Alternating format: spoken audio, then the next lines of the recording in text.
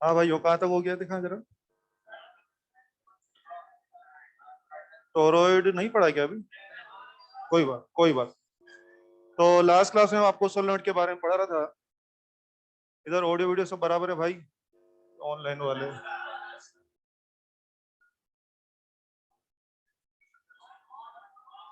बहुत। चलो चलो, कोई बात नहीं।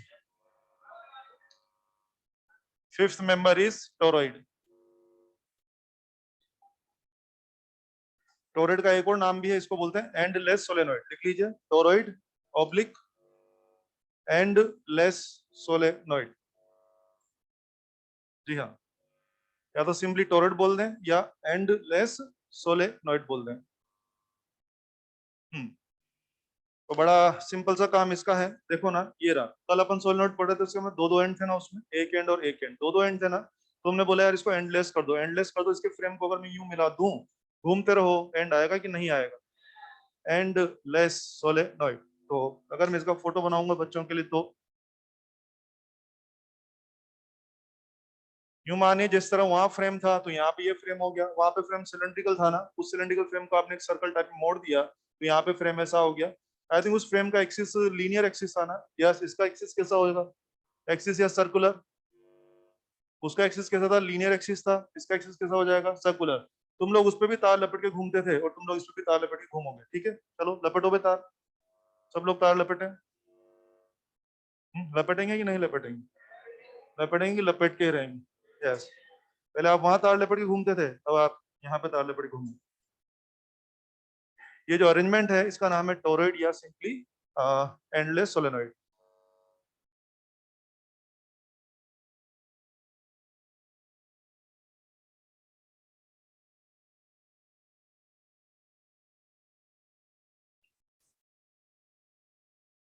अब जो कहानी थी उसकी, वही कहानी लगभग इसकी है। उसमें भी करंट चलाने पे सभी घेरों में सेम करंट घूमता था।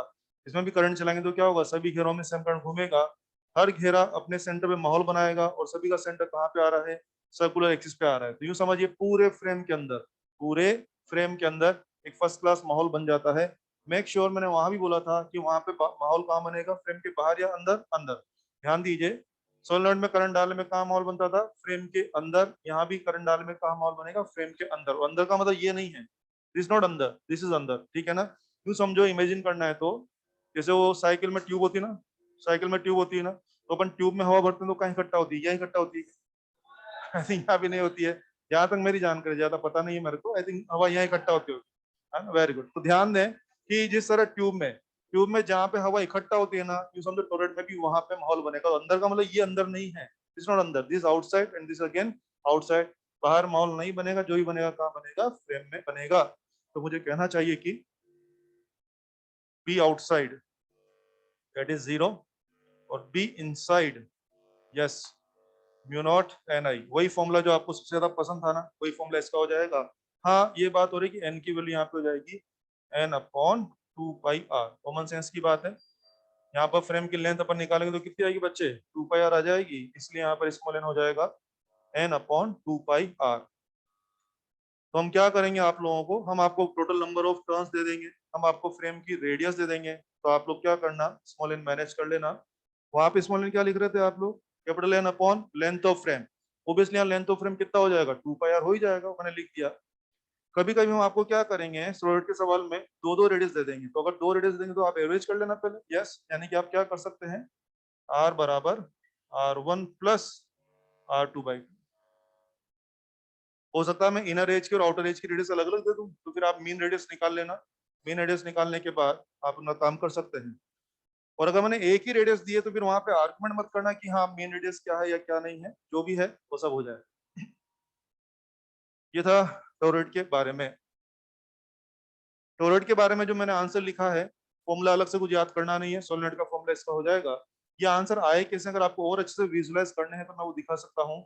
एम्पियर्स लॉ को लेकर के आंसर बनाए जा सकते हैं। कैसे? हल्का सा आइडिया बोलता हूँ। ये अपना सिस्टम था ना बच्चे, अगर मैं सिस्टम को ऐसा देखता हूँ, ये तो हमारा टोरेट का फ्रेम हो गया। जरा नोटिस करें मेरे साथ।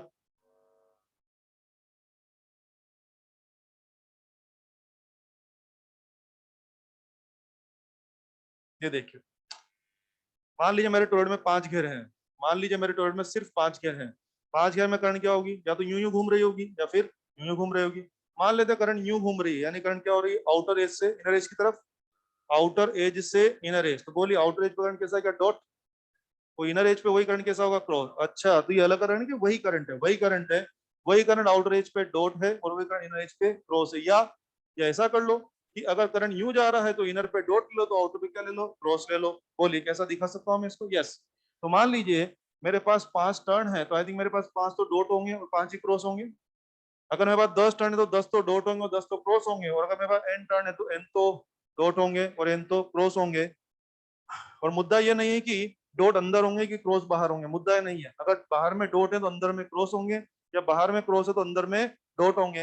लेकिन ये मुद्दा है कि जितने डॉट होंगे उतने ही क्रॉस होंगे। हाँ, अगर एन घेरे हैं तो एन ही डॉट है और एन ही क्रॉस है, ये मुद्दा पक्का हो गया। ठीक है, अब आपने कहा यार तू आंसर लाया कहाँ से भाई, ये आंसर कहाँ से लाया उस पर विचार करते हैं। 3 जगह बात कर लेते हैं, पॉइंट पी, पॉइंट क्यू और ये लो पॉइंट आर। तुमने कहा इन तीनों जगह पे फील्ड बताओ कितना होगा।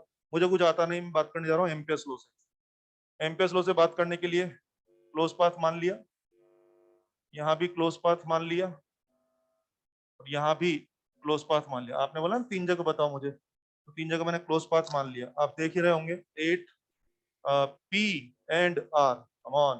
पी पर घेरा हुआ कर्ण कितना है, 0। क्यू आर पर भी घेरा हुआ कर्ण 0 हो जाएगा, क्योंकि 5 डॉट तो 5 क्रॉस, एन डॉट तो एन क्रॉस। निश्चित रूप से घेरा हुआ कर्ण पी एंड आर पे घेरा हुआ करंट कितना है बेटे, 0। तो क्या मैं कह दूं माहौल 0 रहेगा। इसीलिए हम बोलते हैं टोरॉइड के बाहर माहौल नहीं बनेगा, उधर भी बाहर और इधर भी बाहर माहौल नहीं बनेगा। आपने बोला अंदर में ये माहौल बनेगा, वो भी जान सकते हैं आप चाहें तो। 8 क्यू, क्यू पे खेलना है हमें, बोला उसको म्यू नॉट समेशन आई, ये हो जाएगा। ओके, यहाँ लिखता हूँ बी इंटीग्रेशन डीएल कितना होगा बेटे, 2 pi r mu not summation i. Summation i, बोलिए केस में करंट फंस रहा है, या तो सारे क्रॉस ही फंसेंगे या सारे डॉट ही फंसेंगे। चलो मान लेते सारे क्रॉस फंस गए, तो 5 घेरे तो 5 क्रॉस, 10 घेरे तो 10 क्रॉस और n घेरे तो n क्रॉस, और एक एक क्रॉस में आई करंट है। अच्छा, तो बोलो n घेरे में कितनी फंस गई, आई या एन आई। अब ले लो b का वैल्यू आ गया आपका mu not n upon 2 pi r into i, और इसी को आप क्या लिखते हो आगे बढ़ के, म्यू नॉट एन आई। इस तरह से हम साबित करते हैं कि एम्पियर्स लॉ से जो भी माहौल बनेगा कहाँ बनेगा, फ्रेम के अंदर, बाहर माहौल नहीं बनेगा। That's it. जो ठीक लगता है लिख लें।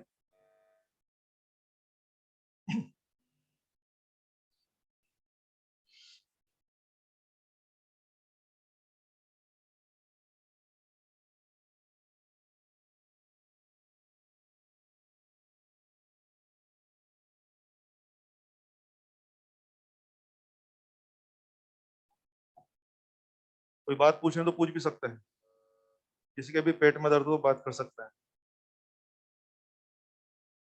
चलिए, ये हमने पढ़ लिया है। अब अगले 4 दिन का प्लान आपको सेट करके बताता हूँ कि अगले 4 दिन में हम क्या पढ़ने वाले हैं। एक प्लानिंग करते हैं फटाफट से, बोलिए।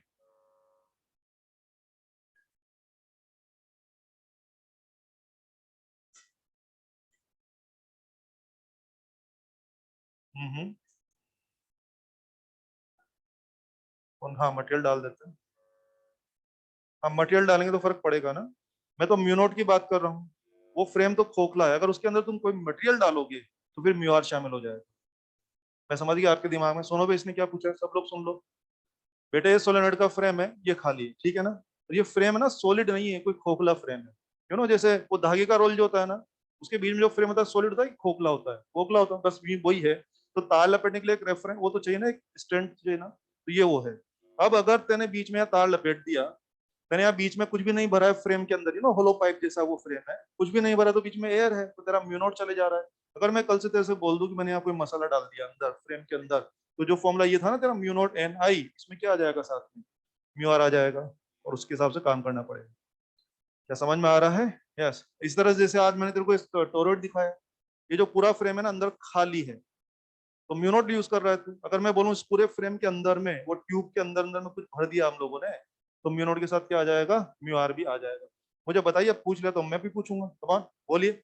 मैंने सोलेनोइड में अंदर मसाला भर दिया है, बोलिए माहौल वही बनेगा कि बढ़ जाएगा, बढ़ सकता है कि बढ़ जाएगा, नालायकों बढ़ सकता है, तुम्हारी ऐसी कितने से। म्यू आर म्यू आर जो है वो मोर देन वन भी होता है और लेस देन वन भी होता है। मैंने इलेक्ट्रोस्टैट पढ़ाते टाइम पे आपको बोला था। अपसलिन आर जो होता है वो हमेशा मोर देन वन होता है। म्यू आर मटेरियल तीन प्रकार के होते हैं, फेरो, पेरा, डाया। डाया का mu R less than one होता है, पेरा का mu R more than one होता है, और फेरो का म्यू आर तो बहुत ज्यादा, 200, 500, 1200 इतना ज्यादा होता है। क्या कहें, म्यू आर कैसा होता है, लेस देन वन, मोर देन वन की कुछ भी होता है। तो फिर आंसर दीजिए, अब सही आंसर आना चाहिए। कौन? सोलेनोइड में मसाला भर दिया है, बी। बढ़ेगा या कम होगा कि कुछ भी हो सकता है। सोलेनोइड में फेरो मटेरियल भर दिया है, पेरा भर दिया है, बढ़ेगा। डाया भर दिया है, कम होगा। और मसाला भर दिया है तो कुछ भी होगा। यस। अगर मैं मसाले का टाइप बताऊं तो आप मुझे अच्छे से आंसर दे देना।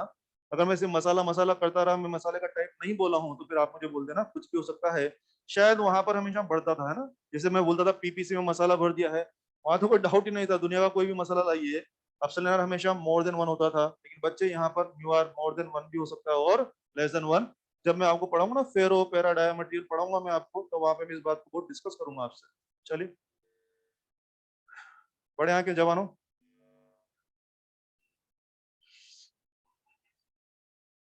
चलिए, तो टोरट खत्म करता हूँ। इस तरह से मैं बी की बातें खत्म करता हूँ। अगले 4 लेक्चर प्लान सेट करते हैं, ध्यान से सुनिए।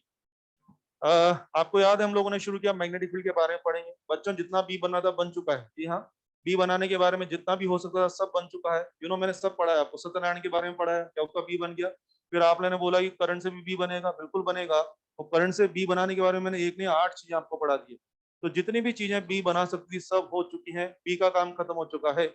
एक लेवल पे हम लोग आ चुके हैं, अब हम लोग अगले लेवल पे जाने जा रहे हैं। यस, बी की वजह से, मैग्नेटिक फील्ड की वजह से अगर किसी चीज पे फोर्स लगेगा उसको बोला जाएगा मैग्नेटिक फोर्स। अब मैं बातें शुरू करूंगा एफएम के बारे में। एफ मतलब फोर्स और एम बोले तो मैग्नेट। यूं समझो बच्चे, अगले 4 लेक्चर का प्लान सेट करने जा रहे हैं। अगले 4 क्लास हम लोग लगातार सिर्फ और सिर्फ एफएम की बातें करेंगे। कितना आसान है ना। इलेक्ट्रिक फील्ड की वजह से कोई चीज पे फोर्स लगे, इलेक्ट्रिक फोर्स। मैग्नेटिक फील्ड की वजह से कोई चीज पे फोर्स लगे, मैग्नेटिक फोर्स। तो इस चैप्टर में मैं आपको मैग्नेटिक फोर्स पढ़ाऊंगा। And for your kind information, magnetic force के 4 हेडिंग आपके सिलेबस में, मैं याद दिलाता हूँ आप लोगों को, सुने। प्लानिंग सेट कर रहे हैं। 4 हेडिंग है, एक नहीं बल्कि 4 टॉपिक है। पहला होगा QB sine theta. Charge particle पर कितना मैग्नेटिक फोर्स लगेगा, क्यों लगेगा, कैसे लगेगा, उसकी वजह से पार्टिकल सर्कल घूमेगा कि हेलिक्स घूमेगा कि पैराबोला करेगा, दुनिया भर की कहानियां सुनाई जाएगी। मेरा मैग्नेटिक फोर्स का पहला टॉपिक होगा magnetic force on charge particle. और आज का पूरा लेक्चर और अगला भी पूरा लेक्चर सिर्फ इसी पे चले जाएगा, इतना बड़ा टॉपिक है अपने आप में। और आइए, दूसरा टॉपिक होगा I L B sine theta. मतलब मैग्नेटिक फील्ड की वजह से करंट कैरिंग वायर पर कितना फोर्स लगेगा, क्यों, कैसे, फॉर्मूला, जवाब, सारी बातें करेंगे। ये अपना एफएम के बारे में दूसरा टॉपिक होगा। इसमें भी लगभग हमें एक क्लास एक लेक्चर पूरा इसके अंदर लग जाएगा, ठीक है। तीसरा मेरा टॉपिक होगा दो पैरेलल करंट कैरिंग वायर जिनमें I one I two current चल रही है। दो पैरेलल करंट कैरिंग वायर भी एक दूसरे पर मैग्नेटिक फोर्स एक्सर्ट करते हैं, क्यों, कैसे, कितना, वो डिस्कशन करेंगे। वो अपना एफएम के बारे में तीसरा टॉपिक हो जाएगा। उसके बाद मेरा अगला टॉपिक होगा कि अगर दो चार्ज पार्टिकल पैरेलल पाथ पे चल रहे हैं, देखो देखो, Q1 चल रहा है V1 से और Q2 भी चल रहा है V2 से। कहाँ चल रहा है, आड़े टेढ़े की पैरेलल चल रहा है, पैरेलल। बच्चों, दो चार्ज पार्टिकल अगर पैरेलल पाथ पे चलेंगे तो वो दोनों भी एक दूसरे पर एफएम एक्सर्ट करते हैं, क्यों करेंगे, कितना करेंगे, क्या उनके हिसाब किताब होंगे, वो अपना एफएम का चौथा टॉपिक हो जाएगा। तो बस मैं इसी क्रम में आप लोगों को पढ़ाऊंगा। अगले 3-4 दिन तक हम लोग सिर्फ और सिर्फ ये बातें डिस्कस करेंगे और बिल्कुल इसी क्रम में आप लोगों को पढ़ाऊंगा। आज शुरू करने जा रहा हूँ पहला topic, magnetic force on charge particle. Heading बनाइए,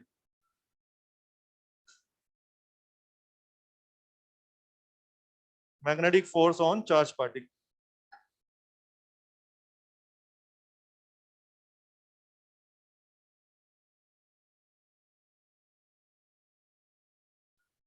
चल, लिख दिया सब लोगों ने। आइए काम शुरू करते हैं, ध्यान दें। F M is Q V B sine theta, ये फोर्स का फॉर्मूला है। इसी को अगर मैं वेक्टर में लिखूंगा तो F M vector is Q into V cross P vector. मैं खूब सारा बोलूंगा, इलेक्ट्रोस्टैट जो आप पढ़ के मैं वहां से बातें करूंगा, आपको बहुत सारी बातें होंगी। लिखते जाएं प्लीज, काम शुरू हो चुका है।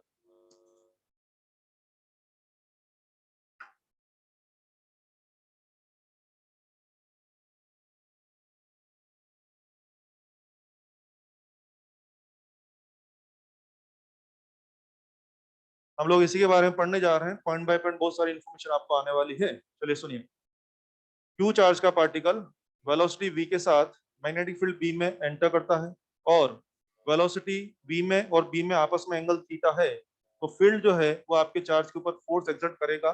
That force is called magnetic force. The value is given by q vb sin theta.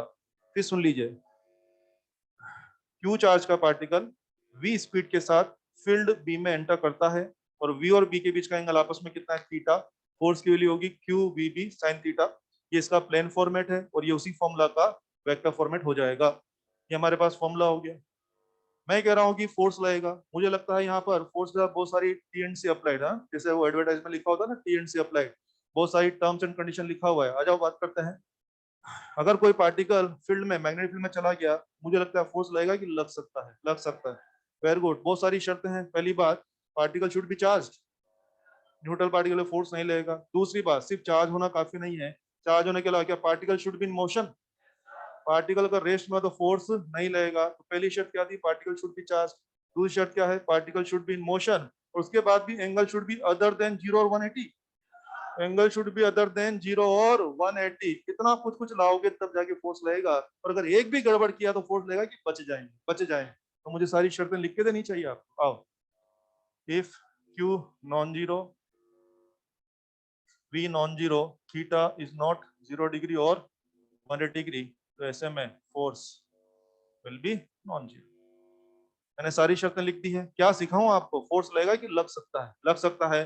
सब कुछ फेवरेबल लाओगे, पार्टिकल चार्ज भी होना चाहिए, पार्टिकल मोशन में भी होना चाहिए, यही काफी नहीं है, एंगल भी अदर देन 0 और 180 होना चाहिए। सब कुछ इतना बढ़िया बढ़िया लाओगे तो मेरे ऊपर फोर्स लग जाएगा, और अगर एक भी गड़बड़ किया तो फोर्स नहीं लगेगा। आ जाएगा समझ में। चल और देखिए बच्चों, वेक्टर फॉर्मूला देखिए, साफ साफ दिख रहा है कि जो फोर्स लेगा वो v और b दोनों से परपेंडिकुलर होगा, v और b दोनों से परपेंडिकुलर होगा। कब होगा, कभी कभी कि हर वक्त, हर वक्त। ये फॉर्मूला के किसी इंस्टेंट का है कि परमानेंट फॉर्मूला है, परमानेंट है, तो ऑब्वियसली मैं समझ गया कि तुम्हारे ऊपर जब जब एफएम लगेगा, गारंटी है एफएम बी से भी और बी से भी हर वक्त परपेंडिकुलर होगा, कभी कभी नहीं, हर वक्त परपेंडिकुलर होगा।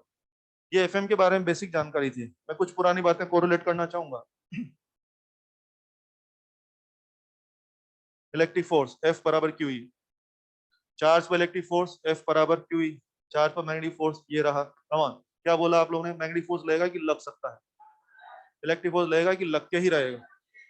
वहाँ कोई टर्म्स एंड कंडीशन नहीं, वहाँ फ्री स्टाइल काम है। अगर चार्ज इलेक्ट्रिक फील्ड के कांटेक्ट में आ गया तो अगर रेस्ट में तो भी पिटेगा, और मोशन में तो भी पिटेगा। हाँ बोलो, बचेंगे कि पिट के ही रहेंगे। वहां पिटाई जरूर होगी भाई साहब, आप रेस्ट में तो भी पिटोगे और आप मोशन में तो भी पिटोगे। और मोशन में होने के बाद एंगल बना लो तुम्हारे जमे जो बनाना है, 0 30 60 90 जो बनाना है बना लो, है बचेंगे कि पिटाई होकर रहेगी। यानी इलेक्ट्रिक फील्ड तो बचने का कोई चांस नहीं है। अगर एक बार चार्ज पार्टी इलेक्ट्रिक में चला गया, इलेक्ट्रिक के कॉन्टेक्ट में आ गया, उसकी पिटाई जरूर जरूर होगी, बचने का कोई रास्ता नहीं है। चार्ज पार्टिकल मैग्नेटिक फील्ड पिटेगा कि बच भी सकता है, ऐसा आपको सीखना चाहिए। यहाँ पर बचने के बहुत सारे इफ एंड बट्स हैं कि ऐसा हो जाए वैसा हो जाए। इलेक्ट्रिक फील्ड में बचने का कोई चांस नहीं है। चार्ज पार्टिकल इलेक्ट्रिक कॉन्टेक्ट में आएगा, उसकी पिटाई जरूर जरूर होगी, होगी कि होकर ही रहेगी। रेस्ट में तो भी पिटेगा, मोशन में तो भी पिटेगा, हर हाल में पिटेगा, पिटेगा कि पिट के ही रहेगा, पिट के रहेगा। यहाँ पे बहुत सारी कंडीशन क्लियर है सब लोगों को। और अगर इतना समझ में आने लगा तो आंसर दीजिए। अभी 2-3 साल पहले का क्वेश्चन बोलता हूँ, शायद अपने ही एग्जाम का था। एक चार्ज पार्टिकल कोई स्पेस में गया और उस पर मैग्नेटिक फोर्स 0 रहा, then definitely there must be magnetic field is 0। Magnetic field must be 0, हाँ मस्ट बी 0 या मे बी 0। बोलो ये लाइन सही हुआ कि खराब हुआ, खराब।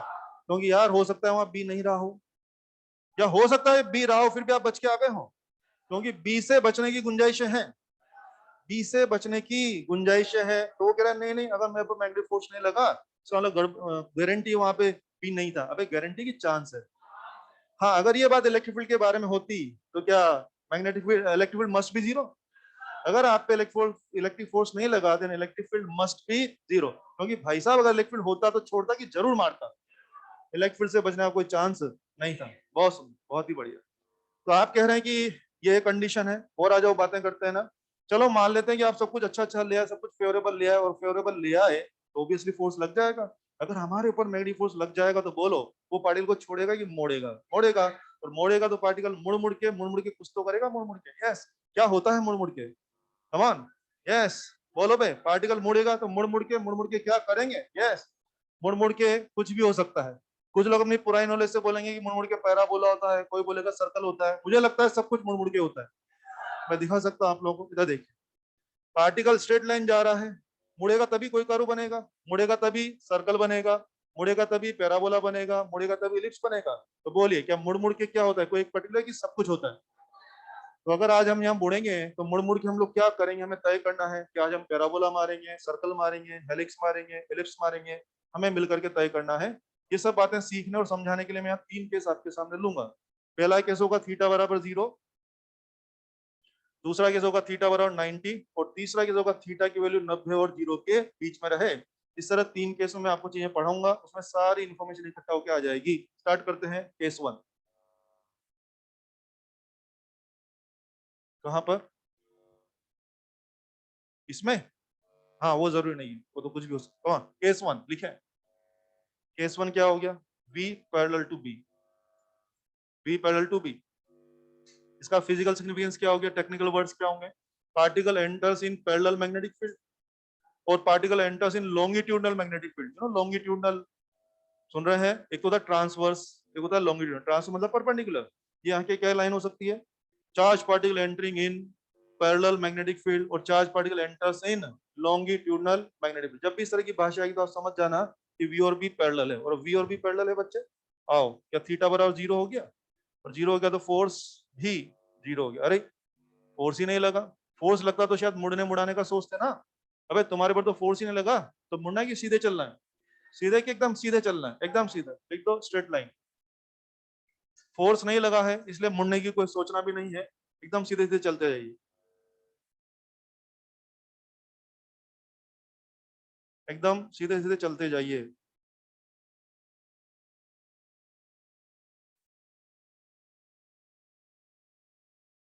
ये केस 1 तो मैंने ऐसे ले लिया शुरुआत के लिए, तो फालतू की बात है। सारी जानकारी केस 2 में है और सबसे इंपॉर्टेंट भी केस 2 है। और आज का पूरा लेक्चर, अगला पूरा लेक्चर भी सिर्फ और सिर्फ केस 2 खा जाएगा, तो ऐसे ले लिया मैंने। स्टार्ट करते हैं केस 2। प्लीज लिखें।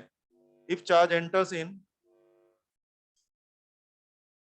If charge enters in UTF, UTF को आप ऐसा लिखना, कैपिटल में लिखना, UTF, uniform transverse field. Please कष्ट होगा तब भी लिखें, यूटीएफ। ब्रैकेट में चाहो तो लिख लो, मैं आगे से ये शब्द इस्तेमाल करूंगा, यूनिफॉर्म ट्रांसवर्स फील्ड। ट्रांसवर्स का मतलब क्या हो गया? ट्रांसवर्स फील्ड या परपेंडिकुलर फील्ड या नॉर्मल फील्ड, तीनों एक ही शब्द है, ध्यान रहेगा इसके लिए।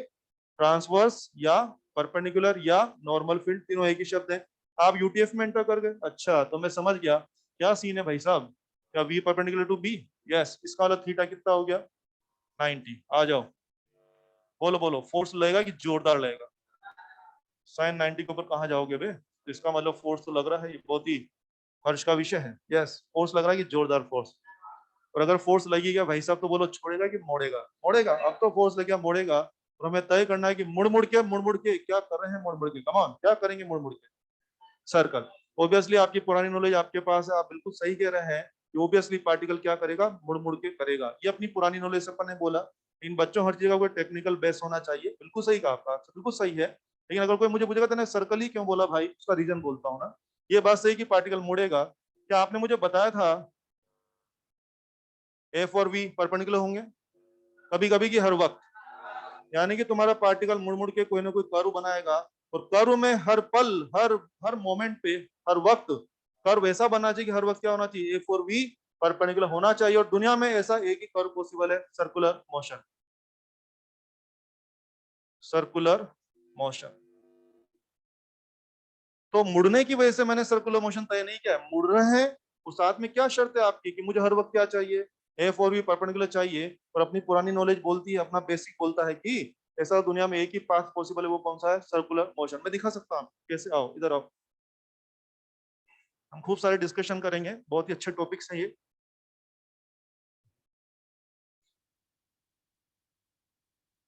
ये देखो circular motion, you know mechanics तो आप लोगों का स्ट्रॉन्ग होता है, वहां भी आप जानते हैं।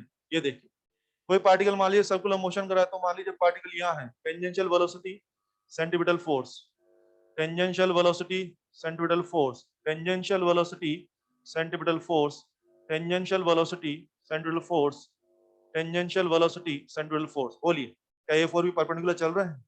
कभी कभी की हर वक्त, मैंने दिखाने की कोशिश करी, हर पल हर वक्त दोनों परपेंडिकुलर है। और ऐसा सिर्फ एक ही पाथ पॉसिबल हो सकता है, कौन सा? सर्कल। पता है जो इलिप्स होता है ना, इलिप्स, इलिप्स में दोनों चीजें कभी कभी परपेंडिकुलर होगी और कभी कभी नहीं होगी। पैराबोला में कभी कभी परपेंडिकुलर होगी और कभी कभी परपेंडिकुलर नहीं होगी। लेकिन आपकी जिद क्या है मेरे से? आप मुझे बोलोगे नहीं नहीं सर अपने को तो हर वक्त परपेंडिकुलर चाहिए, तो फिर मेरे पास चॉइस नहीं है। Only possible motion is circular motion.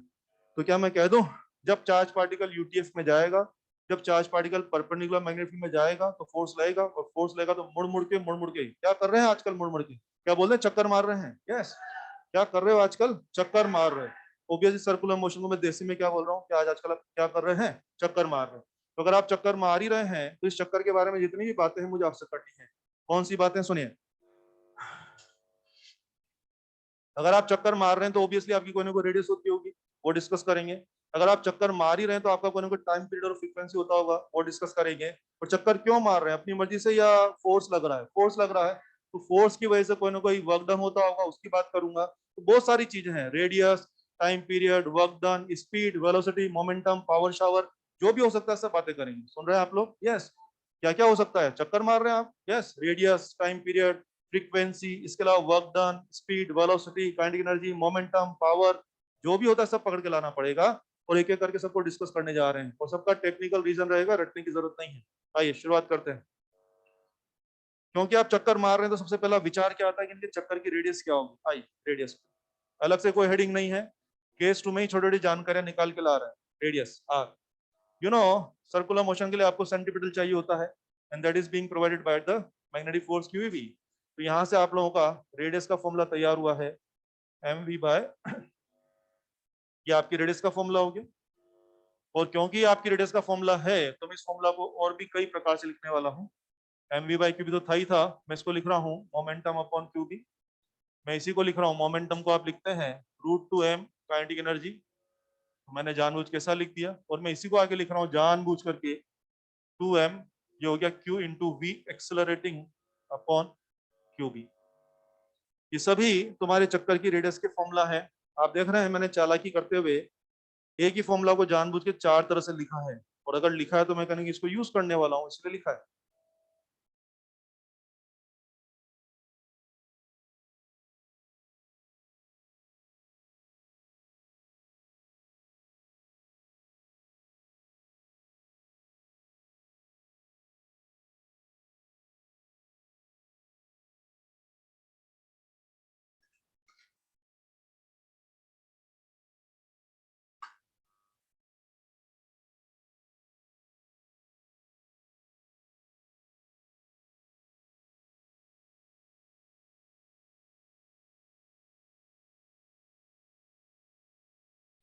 हाँ जी, लिख दिया सब बच्चों ने। फॉर्मूला कैसे आया है? M V by Q V तो आपका आ गया था, क्या एम इंटू वी को मिला के मैं मोमेंटम लिख सकता हूँ? मोमेंटम को आप क्या लिखते हैं? Root two M kinetic energy. Further यहाँ तक तो समझ में आता है। मैंने काइनेटिक एनर्जी को फर्दर क्या लिख दिया? Q into accelerating voltage. ये कहाँ से लाया मैं? इलेक्ट्रोस्टेट से। कैसे? मैं याद दिलाना चाहूंगा।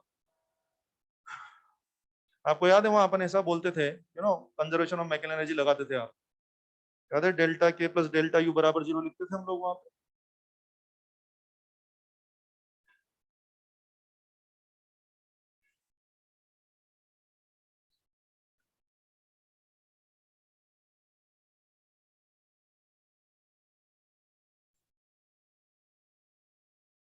डेल्टा के प्लस डेल्टा यू बराबर जीरो लिखते थे वहां पर। यहाँ से देखिए क्या हो गया, डेल्टा के का mode, is it mode of delta U? Is it mode of Q into delta we?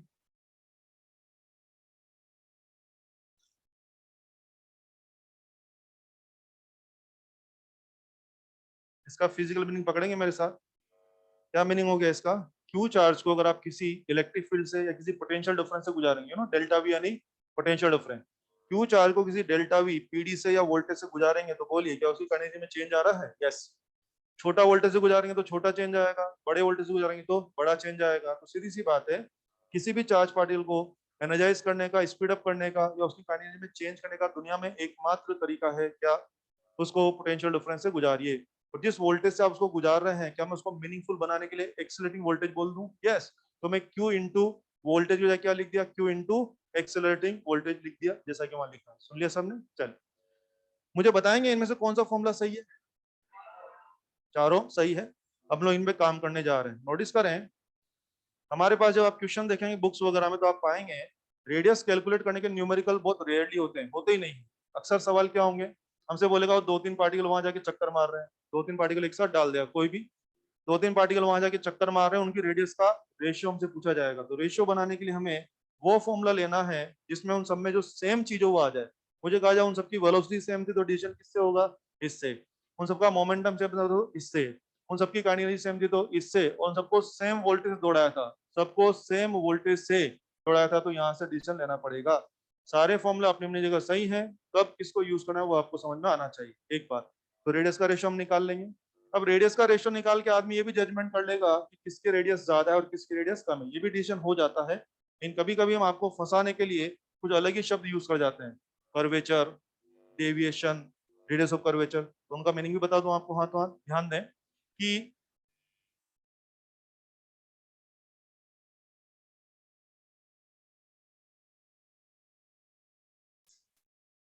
क्या मीनिंग है। जो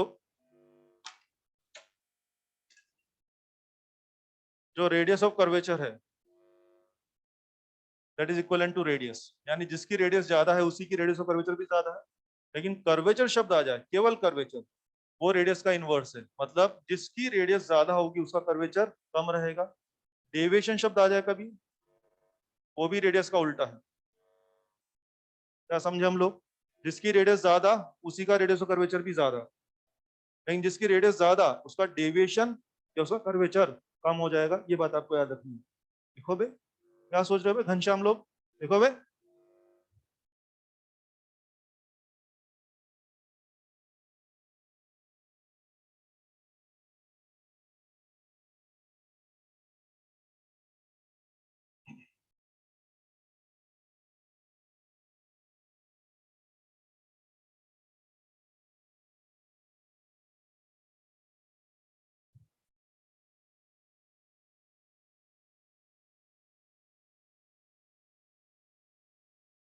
चलिए क्वेश्चन लिखे आप, देखें, proton, neutron and alpha. Proton, neutron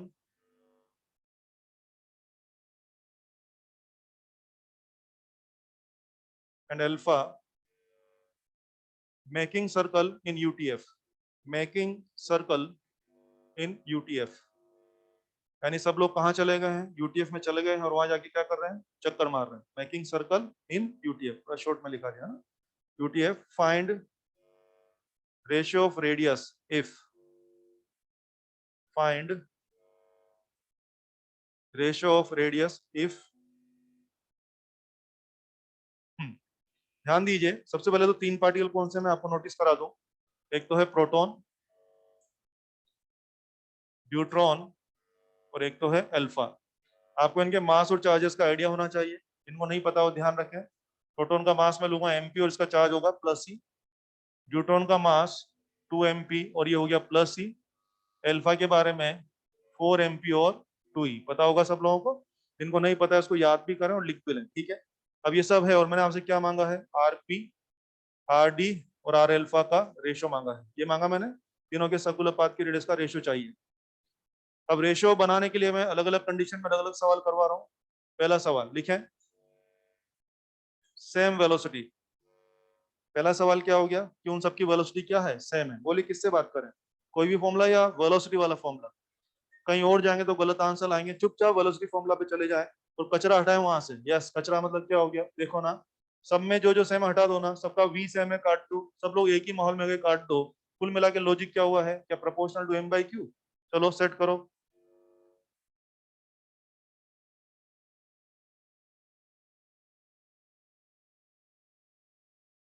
check करके बताएं कितना आंसर आ रहा है। 122 आ रहा है क्या, चेक करो फटाफट से। मेरा आंसर आ रहा है 122, प्लीज। पूरा फॉर्मूला घिसने की जरूरत नहीं है, जो चीजें दोनों सब में सेम उनको काट दीजिए। लॉजिक साफ किया, यस। क्या रहा formula, radius proportional to m/q, तीनों के लिए m/q अरेंज कर दीजिए। यू आर गेटिंग 122, आंसर आ रहा है, आंसर आ रहा है। सेकंड पार्ट लिखें, सेम मोमेंटम, सेम मोमेंटम। इस बार चुपचाप मोमेंटम वाले फॉर्मूला पे चले जाएंगे। पी सबका सेम है, एक ही माहौल में एंटर किए, लॉजिक इज 1/q। चलिए लॉजिक तैयार करिए, 1/e 1/e और 1/2e। चेक करो आंसर, इज इट 2:1? बिल्कुल चेक करें, फटाफट से चेक करें। Answer is 2:1। Third part, third part जो मैं लिखाने जा रहा हूं अभी 2 या 3 साल पहले अपने नीट में, शायद 2020 का ही क्वेश्चन है। थर्ड पार्ट लिखे हैं, same kinetic energy, same kinetic energy, 2020 का क्वेश्चन है ये। सेम काइनेटिक एनर्जी, हाँ जी, तीनों पार्टिकल सेम काइनेटिक एनर्जी। किससे बात करनी है? काइनेटिक एनर्जी वाले फॉर्मूला को बुला लो, सेट करें सब लोग। Kinetic energy same, B same और 2 कांस्टेंट। Logic is √m/q। चलिए आंसर लाइए जल्दी से।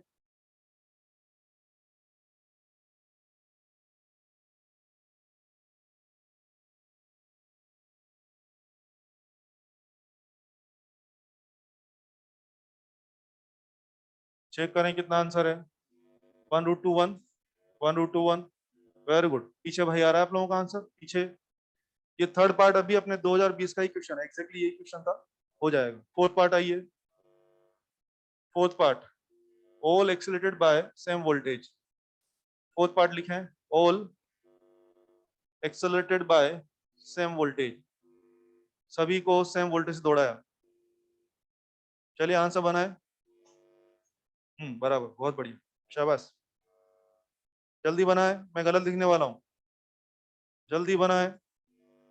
इस बार कौन सा फॉर्मूला लेना पड़ेगा? वोल्टेज वाला फॉर्मूला लेना पड़ेगा। बुलाइए वोल्टेज वाले फॉर्मूला को। 2m/q into V accelerating upon QB, ये था ना। वोल्टेज सेम, बी सेम, ये हटाओ। लॉजिक क्या, √m/q, ये आ गया अपना।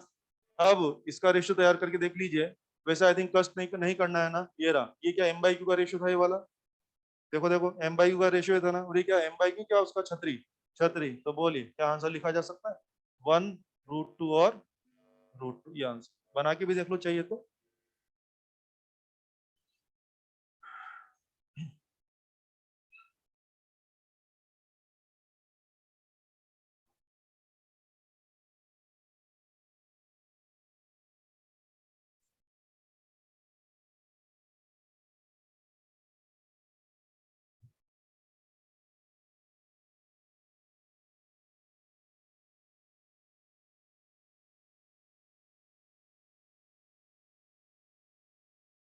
आया आंसर आगे सब लोगों का? चलिए, तो इस तरह से हम कोई भी सवाल पूछेंगे। अब इस सवाल में थोड़ी और चर्चा करना चाहूंगा।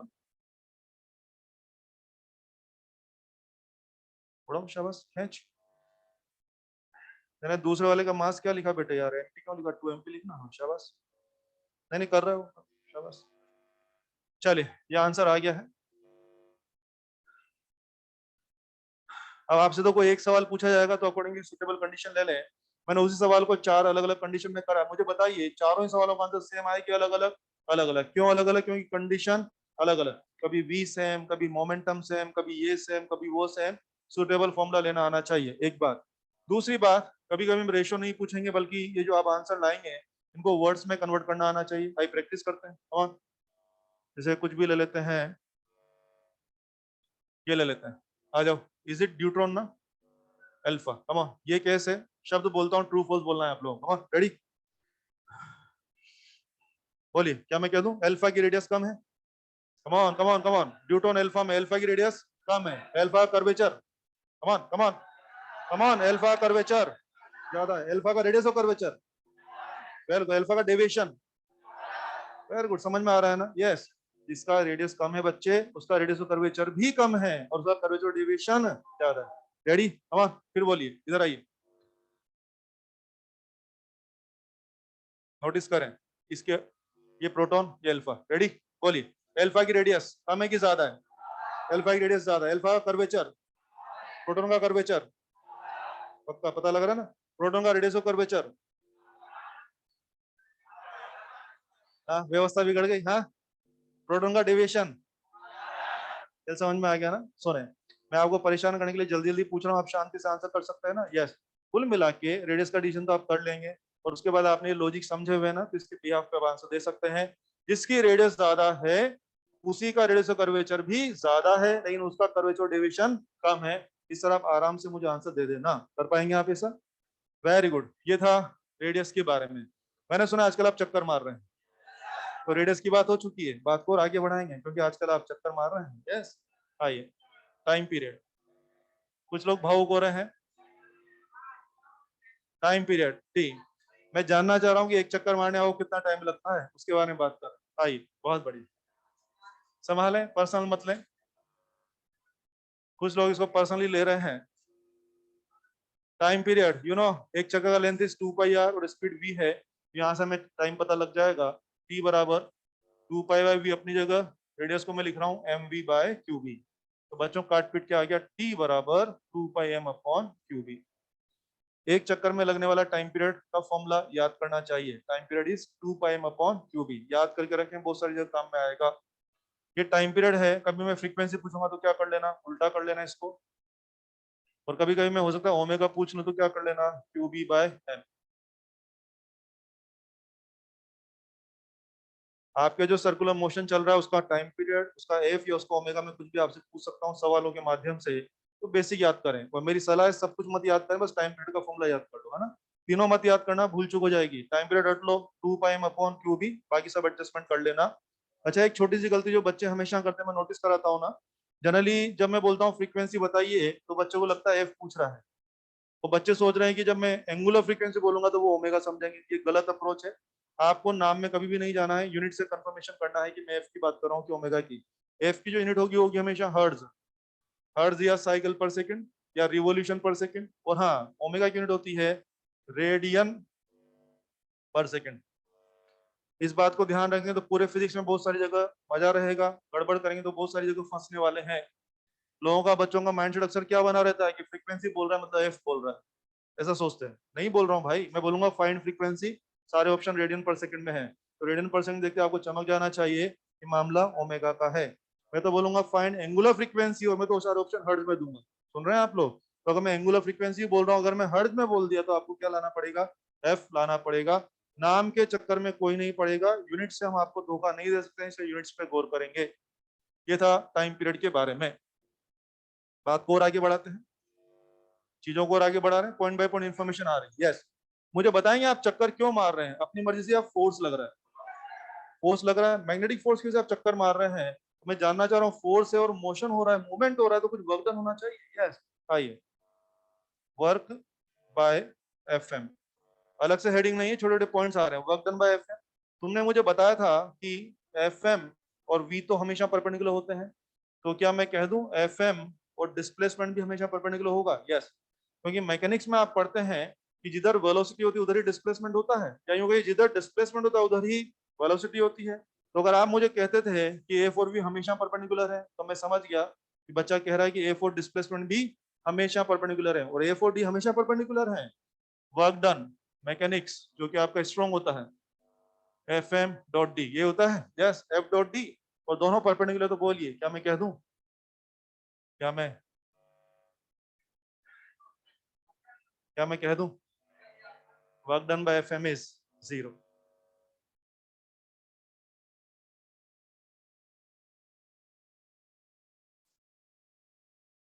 इन चीजों को रटने की आवश्यकता नहीं है, सोच समझ के लॉजिकली बात कर सकते हैं। हर चीज का मैं कारण आपको दे रहा हूँ। अब बच्चों ने ये पढ़ लिया कि हाँ वर्क डन बाय एफएम कितना आ रहा है, 0 आ रहा है ना। उसके बाद भी लोग गलतियां कहाँ करते हैं वो मैं बताना चाहूंगा। आ जाओ जरा। हो गया भाई, वर्क डन हो गया, 0 हो गया। लॉजिक समझ में आया क्यों 0 है? यस। अब सुनिए, सवाल हम कैसे पूछते हैं।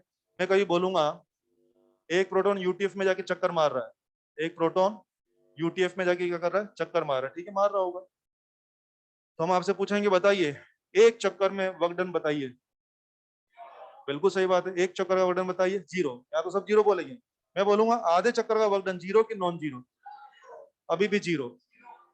नालायक को यही सीखना है तुम्हें। यस, देखो ना, पूरे चक्कर का तो हर आदमी 0 बोल ही देता है, क्योंकि फिजिक्स में कुछ समझ में आए कि ना आए, ये लगता है कि क्लोज लूप कुछ पूरा चक्कर 0 ही हो रहा होगा, है कि नहीं? नालायक को एक बार बताओ, मैंने वर्क डन 0 किसके बिहाफ पे पढ़ा है अभी तुम्हें? क्लोज लूप या हर वक्त? हर वक्त 0 है भाई साहब। इधर देखो ना, मुझे बताएं कि तुमने वर्क डन 0 किस बिहाफ पे बोला है? A for B perpendicular. A for B कब परपेंडिकुलर होते हैं? क्या हर कदम पे परपेंडिकुलर है? कभी कभी की हर वक्त परपेंडिकुलर है।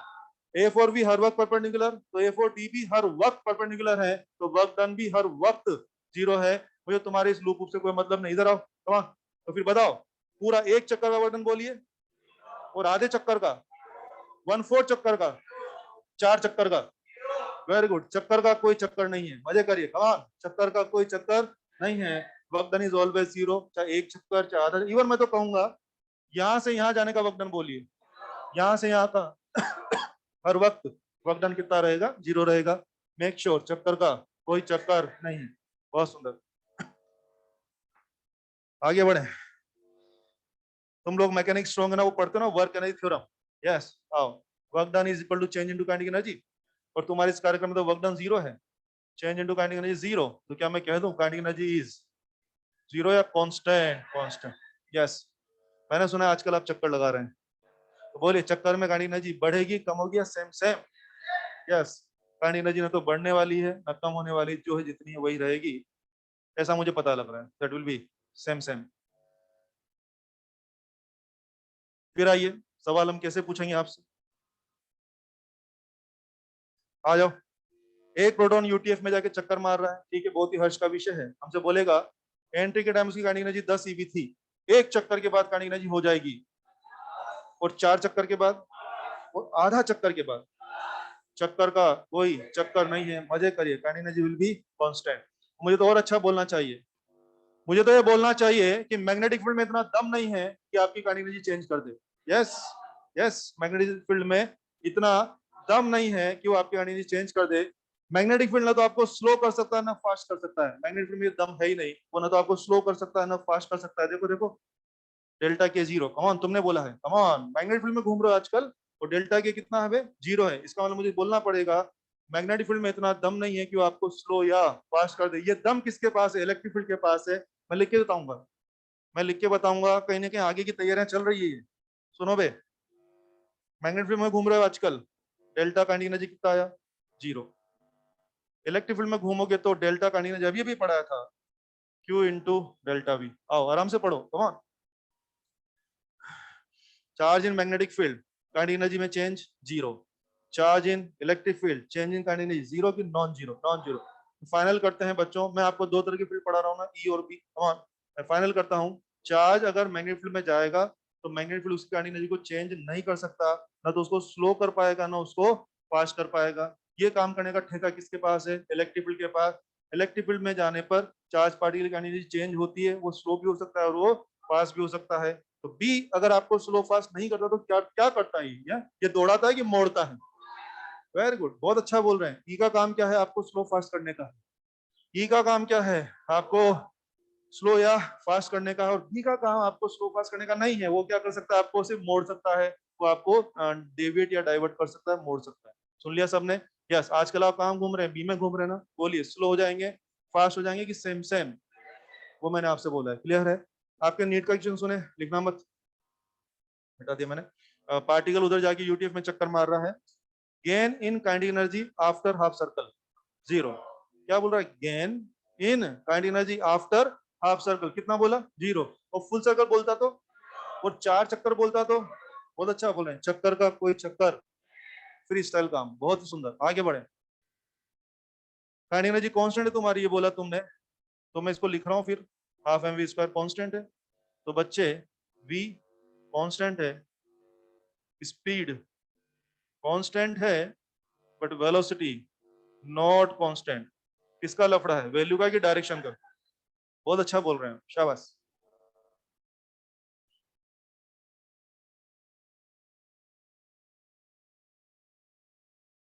वैसे भी आप जानते होंगे काइनेटिक एनर्जी में जो v आता है ना, वो स्पीड होता है, वो वेलोसिटी नहीं होता है, तो बच्चे हमारी स्पीड क्या है, कांस्टेंट है, और स्पीड कांस्टेंट का मतलब वही हो गया ना, ना तो आप शायद स्लो हो रहे हो ना फास्ट हो रहे हो, अरे अगर आप फास्ट हो तो स्पीड बढ़ती है आपकी, स्लो होते तो आपकी स्पीड कम होती है, आप ही तो कह रहे हो आपकी स्पीड कांस्टेंट है, इसका मतलब क्या हो रहे हैं, स्लो हो रहे हैं कि फास्ट हो रहे हैं कि नहीं हो रहे हैं, नहीं हो रहे हैं। लेकिन हाँ शायद डाइवर्ट डेविएट हो रहे हो ना, लगातार क्या मुड़ रहे हो आप लोग यार, तो मुड़ रहे हो इसलिए डायरेक्शन की वजह से मुझे बोलना पड़ रहा है कि आपकी वेलोसिटी चेंज हो रही है, अगर मैं कहूँ वेलोसिटी का मैग्नीट्यूड सेम रहेगा, वेरी गुड, बहुत अच्छा बोल रहे हैं, शाबाश, आगे बढ़े जवान, सभी जवान आगे बढ़े। मोमेंटम, मोमेंटम में पी वेक्टर में एम इंटू क्या वी, वी स्पीड होता है कि वेलोसिटी, और अभी भी आपने मुझे कहा था वेलोसिटी नॉट कांस्टेंट, तो क्या मैं कह दूं momentum is also not constant, P vector लिख रहा हूं संभालना, नॉट कांस्टेंट। वैसे एक बात है यार, मोमेंटम का मैग्नीट्यूड पूछ जाए तो constant, very good, same same, बहुत सुंदर। मोमेंटम भी हो गया। और आगे बढ़ते हैं। एक शब्द होता है पावर, पावर कंजम्पशन। मैंने सुना है रेट ऑफ वर्क डन को पावर बोलते हो आप। अबे तुम्हारे यहाँ तो वर्क ही जीरो है। अब वर्क ही जीरो तो काहे का रेट पे पावर क्या होता है? Rate of work done. तुम्हारा तो वर्क डन ही जीरो है, तो वर्क डन ही जीरो भी काहे का रेट? बोलो पावर शावर होगी कि जीरो रहेगी? जीरो। Common sense. फिर भी कोई बोलेगा नहीं कॉमन सेंस नहीं चलता है, फॉर्मूला से बात कर।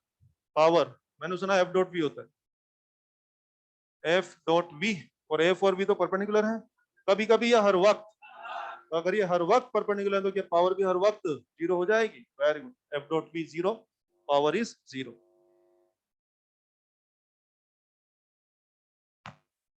आई होप थोड़ा थोड़ा समझ में आ रहा होगा। मैं वापस से कनेक्ट करता हूँ, पूरा अच्छे से चीजों को समझें, फ्रेमिंग करें, और इनको रटने की जरूरत नहीं, सोच समझ के बात कर सकते हैं। आपने बोला कि हम यूटीएफ में जा रहे हैं, परपेंडिकुलर फील्ड में जा रहे हैं, ठीक है, अच्छी बात है, परपेंडिकुलर फील्ड में जा रहे हैं। वहां जाके क्या करेंगे? चक्कर मार रहे थे, यस। और जैसे आपने बोला चक्कर मार रहे हैं, तो चक्कर के बारे में जितनी भी बातें थी वो मैंने आपसे करी है। कौन सी बातें? रेडियस के बारे में, time period, frequency, work done, kinetic energy, speed, velocity, momentum, power, ये सारी बातों का डिसीजन करना आ रहा है ना? यस। किस तरह से आप कर रहे हैं? बोलिए। हाँ भैया। इंस्टेंटेनियस पावर भी जीरो है, और क्या पूरी पावर भी जीरो ही रहेगी? हर इंस्टेंट पे ही जीरो है, तो हर वक्त भी क्या रहेगी? पूरे लूप में भी क्या रहेगी? जीरो रहेगी। वन फोर्थ लूप में भी क्या रहेगी? जीरो रहेगी, ऑब्वियसली, ठीक है। मैंने सुना है आजकल आप चक्कर मार रहे हैं। चक्कर भी दो प्रकार के होते हैं, यस। कुछ लोगों की आंखों में चमक आ गई है, ध्यान दें। चक्कर इसमें देख रहा हूँ। सुनो सुनो सुनो बे, चक्कर भी दो प्रकार के, क्लॉकवाइज और क्लॉकवाइज और एंटी क्लॉकवाइज। तो जैसे ही आप बोलोगे कि हम आजकल चक्कर मार रहे, तो एग्जाम पूछेगा बेटा कौन सा चक्कर मार रहा है, क्लॉकवाइज वाला की एंटी क्लॉकवाइज? तो बच्चे वो डिसाइड करना हमें आना चाहिए, तो वो डिसीजन करने जा रहे हैं। तो ध्यान दीजिए, सबसे पहले हमें क्या करना पड़ेगा? मैग्नेटिक फोर्स की डायरेक्शन निकालनी पड़ेगी। एक बार एफएम की डायरेक्शन निकल जाएगी, उसके बाद पार्टिकल को जिधर फोर्स आ रहा हुआ ना, उधर पार्टिकल को धीरे धीरे डेविएट करेंगे, तो हम जान पाएंगे कि क्लॉकवाइज घूमना है कि एंटी क्लॉकवाइज। तो आइए उसी क्रम में आगे बढ़ रहे हैं। अलग से कोई हेडिंग नहीं है, डायरेक्शन ऑफ एफएम। एफएम की डायरेक्शन के बारे में बात कर रहे हैं। अलग से हेडिंग नहीं है, वो छोटे छोटे पॉइंट है ना अपने पास, वैसा बढ़ रहे हैं। Direction of FM. एफएम की डायरेक्शन निकालने की जरूरत पड़ेगी चारों टॉपिक के अंदर। आ जाओ। एफएम की डायरेक्शन निकालने के लिए राइट हैंड यूज करना है, उसको फोल्ड नहीं करना है, इस तरह हाथ को फैला के रखना है, ठीक है। एक बार हाथ को फैला के रखने के बाद सबसे पहले तो फिंगर्स को कहाँ डाल दीजिए? बी की तरफ। फिंगर्स को कहाँ लगा दीजिए? बी की तरफ। जैसे किसी को धमकाते हैं ना, बोल के ये ऐसा समझ रहे हैं ना? हाँ, समझ रहे हैं। जैसे आपका कोई दोस्त तो बोले इधर आवे, बोले हाँ, बोले कि ये समझ रहे हैं। तो सबसे पहले तो क्या करना है? हाथ को ऐसे यूं करते करते डराते हुए, और फिंगर्स को कहाँ लगा दीजिए? बी की तरफ। उसके बाद अंगूठा को या तो करंट की तरफ सेट करिए, या पॉजिटिव चार्ज की तरफ सेट करिए, या नेगेटिव चार्ज की तरफ की उल्टा में। ऐसा सेट कर देंगे तो फिर आपका जो राइट हैंड पाम है उसे परपेंडिकुलर डायरेक्शन में क्या मिल जाएगा? एफएम मिल जाएगा। फाइनल करें, यस। फिर सुनिए, राइट हैंड फिंगर्स को कहाँ रखना है? बी की तरफ। अंगूठा को करंट की तरफ या पॉजिटिव चार्ज की तरफ या नेगेटिव चार्ज के उल्टा में। पाम कहाँ ले जाएगा? एफएम की तरफ ले जाएगा। या आप लिख लीजिए, फिर अपन इसको अप्लाई करेंगे। अब लिखने में तो टाइम जाएगा, तो आप तो वैसा बना लो। ये फ्लेमिंग का राइट हैंड है, डरो मत।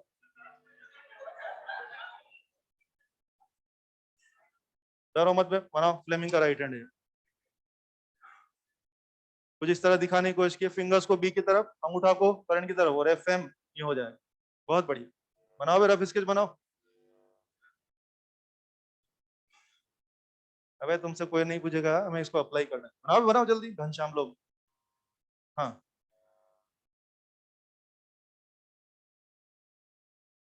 वेलोसिटी कांस्टेंट नहीं लिखी बेटा, नॉट कांस्टेंट लिखा है। स्पीड कांस्टेंट है, वी कांस्टेंट लिखा है। और वी वेक्टर नहीं लिखा है ना मैंने। वी कांस्टेंट मतलब स्पीड इज कांस्टेंट, और स्पीड में तेरी डायरेक्शन लगातार चेंज हो रही है, इस चक्कर में जो वेलोसिटी कांस्टेंट बोलना, सॉरी, वेलोसिटी नॉट कांस्टेंट बोलना पड़ता है, ठीक है। बढ़े आगे। चलो बे, समझ में आया सबको? ये एफएम की डायरेक्शन निकालने का फॉर्मूला रहेगा, तरीका रहेगा। राइट हैंड या कंघा है, क्या लिख रहे हैं सारा? ठीक है, आ जाएगा, समझ में आ जाएगा। अब सुने सुने प्लीज।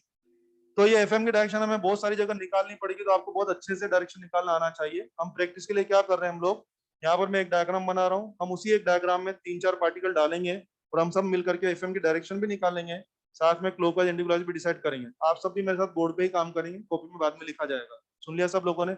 आ जाए, कॉपी में बाद में लिखना लिखाना होता रहेगा। सब लोग अपने आप को बोर्ड पे मानते हुए यहाँ मेरे हिसाब से काम करेंगे। ये लीजिए, कैसा फील्ड है, अंदर दिख रहा है सब लोगों को? यस। अब मैं इसमें 2-3-4 पार्टिकल डालूंगा, बहुत सारी बारीकियां बोलूंगा, क्या हो रहा है क्यों हो रहा है, सबको ध्यान से सुनना चाहिए। जैसे मान लीजिए मैंने आपसे कहा कि इस तरफ से यहाँ प्रोटॉन आ रहा है। फर्स्ट ऑफ ऑल नोटिस करिए, प्रोटॉन की वेलोसिटी कहाँ है? बोर्ड के प्लेन में। प्रोटॉन की वेलोसिटी कहाँ है? बोर्ड के प्लेन में। और बी कहाँ है? बोर्ड के अंदर। बोलिएगा वी और बी क्या परपेंडिकुलर? वी और बी परपेंडिकुलर, तो आपके हिसाब से क्या पड़ेगा? चक्कर पड़ेगा। आपके हिसाब से चक्कर पड़ेगा। अब जैसे आपने बोला सर हम चक्कर मारेंगे, तो एग्जाम में पूछेगा बेटा कौन सा चक्कर मारेगा, तो उसके लिए हमें बोलना पड़ेगा पहले एफएम की डायरेक्शन निकालना फिर बताएं। आ जाओ एफएम, कमान यूं करते हुए, डराते हुए बोले यूं, हाँ हाँ, तो ये यूं, हाँ। और यूं करने के बाद अंगूठा कहाँ होना चाहिए? क्या इस तरफ? हाथ सेट कर लो बे, ये हो गया यूं, और अंगूठा इस तरफ हो गया। फोर्स कहाँ लग रहा है? ऊपर, बोर्ड के प्लेन में ऊपर की तरफ, बोर्ड के प्लेन में ऊपर। अब शब्दों पे ध्यान दें, फोर्स नहीं लगता तो पार्टिकल सीधा जाता, और फोर्स ऊपर है तो ऊपर मुड़ जाओ, और नीचे है तो नीचे मुड़ जाओ। लेकिन ध्यान रखें, तुरंत नहीं मुड़ना है, ग्रेजुअली मुड़ना है। तुरंत नहीं मुड़ना है, ग्रेजुअली मुड़ना है। ग्रेजुअली मतलब स्लोली स्लोली, होले होले। कमान, आ जाओ, बोलो ऊपर की तरफ मुड़ना है। कमान, ये देखो, मुड़ मुड़ के मुड़ मुड़ के मुड़ मुड़ के क्या कर दिया? मुड़ मुड़ के क्लॉकवाइज या एंटी क्लॉकवाइज? ध्यान दें, पूरा सर्कल कोई भी नहीं बनाएगा। पूरा सर्कल कब बनेगा, आधा कब बनेगा, उसके बारे में भी आपको 8-10 फोटो बना के पूरा सिचुएशन बताऊंगा, कब कितना सर्कल पड़ता है। अभी आपको मुड़ते हुए सिर्फ ये गाइडेंस लेना है कि आप क्लॉकवाइज घूम रहे हैं कि एंटी क्लॉक। अभी आपने बोला ऊपर घूमो, तो मैं ऊपर मुड़ गया, तो मैं जान गया एंटी क्लॉकवाइज। अगर अभी फोर्स नीचे आता तो आप बोलते सर नीचे घूमो, तो क्या मैं क्लॉकवाइज घूम जाता? यस। तो एफएम की डायरेक्शन निकालने के बाद जिधर फोर्स है उधर घूमना है, तुरंत ही स्लोली स्लोली, इस तरह से डिसाइड हो जाएगा। पूरा सर्कल कोई भी नहीं बनाएगा, वो गलत माना जाएगा अगर पूरा सर्कल बनाया तो किसी ने, क्योंकि सर्कल हमेशा नहीं बनता है, आधा अधूरा सर्कल ज्यादा बनता है। कंडीशन आ जाएगी। और सुने प्लीज, सुने सुने, इलेक्ट्रॉन यूं आ रहा है, कमा ऐसा बोल के ये यूं, ठीक है। इलेक्ट्रॉन ऊपर तो क्या करंट नीचे, क्या बेस्ट है? फोर्स कहाँ लग रहा है? उधर। उधर बोले तो अब उधर मुड़ जाए धीरे धीरे, बोलो तुरंत की स्लोली स्लोली। आ जाओ, मुड़ मुड़ के मुड़ मुड़ के मुड़ मुड़ के क्या कर दिया? मुड़ मुड़ के क्या क्लॉकवाइज कर दिया? मुड़ मुड़ के। आइए, ये लीजिए, एक अल्फा इधर से आ रहा है, कमान अल्फा, कमान बोलो भाई क्लॉकवाइज है एंटी क्लॉकवाइज? फाइनल बोलिए, क्लॉकवाइज है एंटी क्लॉकवाइज? कितने लोग बोल रहे हैं एंटी? हाथ ऊपर करो, चेक करेंगे। एंटी क्लॉकवाइज कितने लोग बोल रहे हैं? क्लॉकवाइज कितने लोग बोल रहे हैं? क्लॉकवाइज, क्लॉकवाइज आ रहा है, अभी भी एंटी क्लॉकवाइज आएगा। सुने, कोई बात नहीं, इसलिए मैंने बोला है अभी भी गलती हो जाएगी। सुने, एंटी क्लॉकवाइज बिल्कुल सही आंसर है। चले क्या पहले तो, हाँ ऐसे बिल्कुल नहीं डराते हुए, हाँ बोले इनविलेटर इधर आ, बोले समझ रहे हैं, यूं यूं करते हुए यूं, और क्या यूं। फोर्स कहाँ आ रहा है? नीचे की तरफ आ रहा है ना, फोर्स नीचे आ रहा है, तो अब नीचे मुड़ना है, तुरंत दिया स्लोली स्लोली, तो सीधे जाने की वजह नीचे मुड़ो, मुड़ मुड़ के मुड़ मुड़ के मुड़ मुड़ के मुड़ मुड़ के क्या कर दिया? मुड़ मुड़ के। बोलो भाई कैसे घूम रहे हो? घड़ी जैसा है, घड़ी का उल्टा घूम रहे हैं, दैट इज एंटी क्लॉकवाइज। क्या मेरे ख्याल से सबको एफएम का डायरेक्शन निकालना आ गया है? वो पता है, मैं बताता हूँ गलतियां कैसे होती है, वो भी सुनो आप। एफएम की डायरेक्शन हर आदमी सही बताता है, क्लॉकवाइज में बहुत सारे लोग फंसते हैं, उसका कारण भी सुन लीजिए। गड़बड़े कहाँ होती है वो भी सुन लें आप। चलो, प्रोटोन वाला केस किया था ना अभी अपन ने, प्रोटोन। बच्चा सब निकालता कहाँ से फोर्स ऊपर लग रहा है, मैं बोलता हूँ ये मत बता फोर्स कहाँ लग रहा है, तू बता कैसे घूमना है। कौन बच्चा क्या बोलता है? फोर्स ऊपर। बोले सर मुड़ मुड़ के ये लो क्लॉकवाइज हो गया। हाँ हाँ, अबे मैं बना रहा हूँ तो अभी गलतियां नहीं हो रही, जब तुम अपने हाथ से बनाओगे ना तब तुम्हें पता लगेगा, तुम भी 2-4 जगह जो गलती करोगे। अभी मास्टर बना रहा है तो ऐसा लगता है ठीक है इजी है, खुद बनाए तो पता लगता है। सुनो भाई, मेरा फोर्स ऊपर लगा, इसका फोर्स भी ऊपर लगा, आई थिंक हम भी ऊपर ही मुड़ रहे हैं और ये भी ऊपर ही मुड़ रहा है, लेकिन आई थिंक हम लोग एंटी क्लॉकवाइज गए और ये क्लॉकवाइज, तो फर्क समझ में आया। ये शायद तुरंत मुड़ गया, ये तुरंत मुड़ गया। मैंने क्या सिखाया आपको? तुरंत मुड़ना कि स्लोली स्लोली, होले होले। हाँ बताया ना सब लोगों को, होले होले मुड़ना है ताकि एकदम एक्यूरेट आंसर आएगा, गड़बड़े नहीं होनी चाहिए। सुन लिया सबने? एक मैसेज देता हूँ आप लोगों को, पता है मैं भी आपने जैसे आंसर बोला, पता है मैं आपको सिखाने के लिए इतना कष्ट कर रहा हूँ। मुझे तो पहले पार्टिकल का पता लगा एंटी क्लॉकवाइज का, तो मुझे कष्ट करना ही नहीं था। एक मैसेज देता हूँ आपको, किसी पर्टिकुलर फील्ड में एक पॉजिटिव ने अगर एंटी क्लॉकवाइज किया ना, तो उसमें सारे पॉजिटिव एंटी क्लॉकवाइज ही करेंगे, चाहे कहीं से भी घुस जाए, इधर से इधर से इधर से। और अगर सारे पॉजिटिव एंटी क्लॉकवाइज कर रहे हैं तो सारे नेगेटिव वही करेंगे, उल्टा करेंगे, उल्टा करेंगे। तो अभी जैसे मैं आपको ये पढ़ा रहा था, अभी मैं सिखा रहा था ना आप लोगों को, ये मैंने प्रोटॉन का हिसाब लगा क्या जान लिया था, एंटी क्लॉकवाइज। इसके बाद मुझे किसी दूसरे पार्टिकल के हाथ चलाने की आवश्यकता ही नहीं थी। तो मुझे बिना बिना बस पार्टिकल का नाम बोलोगे ना, मैं ऐसे बोल दूंगा वो क्या घूमने वाला है, क्योंकि मैंने क्या देखा, पॉजिटिव क्या मार चुका है यहाँ, एंटी क्लॉकवाइज। अब तो इसमें जितने भी पॉजिटिव डालेगा, चाहे इधर से डाल, चाहे इधर से, चाहे इधर से, चाहे इधर से, वो सब क्या करने वाले हैं, एंटी क्लॉकवाइज ही करने वाले हैं। और सारे पॉजिटिव एंटी क्लॉकवाइज ही करने वाले हैं, तो सारे नेगेटिव कैसा हो भी रहा था। यस, तो ये आइडिया भी ध्यान रखें, कभी कभी टाइम बचाने में आपको हेल्प मिल सकती है। प्लीज झांकी लगाएं। हाँ भैया, हाँ हाँ, कहीं से भी ऐसे वैसे कहीं से भी लगा दो इसको। अगर एक ने एंटी क्लॉकवाइज, एक पॉजिटिव जो करेगा, सारे पॉजिटिव वही करेंगे, और सारे नेगेटिव उसका उल्टा करेंगे, चाहे एंट्री कहीं से भी करा दो। बहुत सुंदर, हाँ सेम प्लेन बराबर। कौन सा? अगर मान लो पार्टिकल यूं जाके उसने, ये बच्चा गलती क्या कर रहा है, ये बोल रहा है सर हाँ ऊपर मुड़ना है, तो ऊपर मुड़ गया।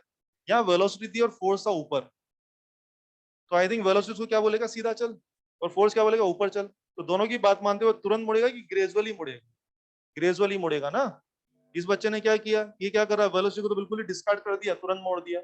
अरे भाई, वेलोसिटी पहले काम कर रही है उस पे, तो वेलो फोर्स तो बाद में आया, तो वेलोसिटी क्या बोल रही है, सीधा चल पे, इधर उधर मत देख। और फोर्स क्या बोल रहा है कि नहीं भाई ऊपर चल। तो अल्टीमेटली क्या होगा, क्या थोड़ा सा डाइवर्ट होना पड़ेगा तुरंत, या स्लोली स्लोली? बहुत ही बढ़िया, बहुत ही सुंदर। क्या ये समझ में आ गया सब लोगों को? चलिए बहुत बढ़िया, आगे बढ़ते हैं।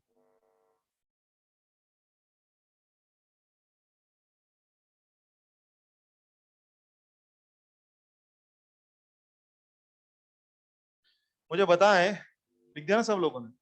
ऐसे पूछ रहा हूँ, बोलो बे। इसमें पॉजिट्रॉन डालता हूँ, क्या घूमेगा, क्लॉकवाइज के anti clockwise? Sure. Sodium plus डालता हूँ, क्लोरीन माइनस डालता हूँ, नहीं नहीं, क्लोरीन माइनस इधर से डालूंगा, इधर से क्या करेगा, क्लॉकवाइज। और इधर से डाला तो, और यूं यूं डाला तो यूं, और यूं। वेरी गुड, मैसेज क्लियर है ना आपको, है ना? तो ये बात को ध्यान रखना, आप लोग चाहो तो लिख लो अपने हिसाब से।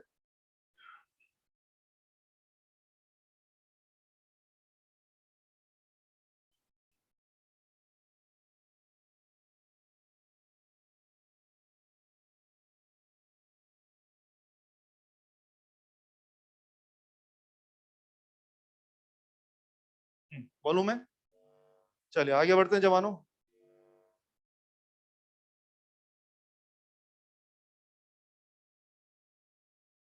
हाँ, कॉर्नर से आया किधर से भाई, ऐसे ही होने वाला है। ओके, कुछ लोग सवाल पूछ रहे हैं। ये लो, इधर से आ रहा है, मान लीजिए, ये लो, ये लो, कोई मान लो कुछ भी ले लो, सोडियम प्लस ले लेते हैं। कॉर्नर से आएगा तब भी क्या मारने वाला, वो एंटी क्लॉकवाइज ही मारेगा। क्यों मारेगा, बना के देख सकते हैं ना अभी भी। अरे कॉर्नर से आ रहा तो क्या फर्क पड़ रहा है यार, क्या वेलोसिटी और बी में तो 90 है ना, वेलोसिटी और बी में तो 90 है ना, तो सर्कल तो मारना है। अब आ जाओ ना, चलो। और क्या यूं, और क्या यूं, फोर्स यूं लगेगा, तो वेलोसिटी बोल रही यूं चल, तो फोर्स लगेगा यूं, तो बोलिए मुड़ेगा ना ऊपर। मुड़ मुड़ के मुड़ मुड़ के मुड़ मुड़ के क्या कर दिया, मुड़ मुड़ के एंटी क्लॉकवाइज। तो नियम सभी के लिए सेम है, एक पॉजिटिव जो करेगा सारे पॉजिटिव वही करेंगे, चाहे एंट्री कहीं से भी कराओ।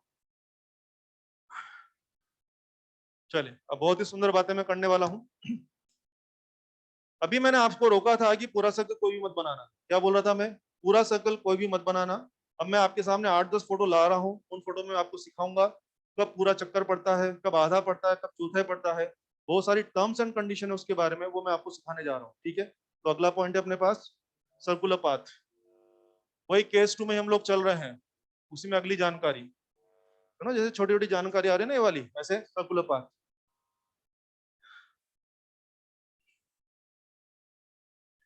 8-10 फोटो बना के समझाऊंगा मैं, लिखें। वन वन में लिखें, field is unlimited,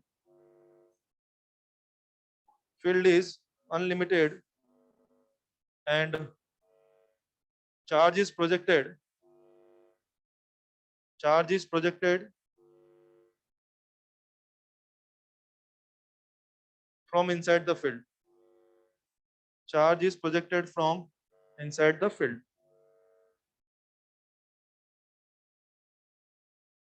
from inside the field। आइए मैं समझाता हूं इस बार क्या सीन है।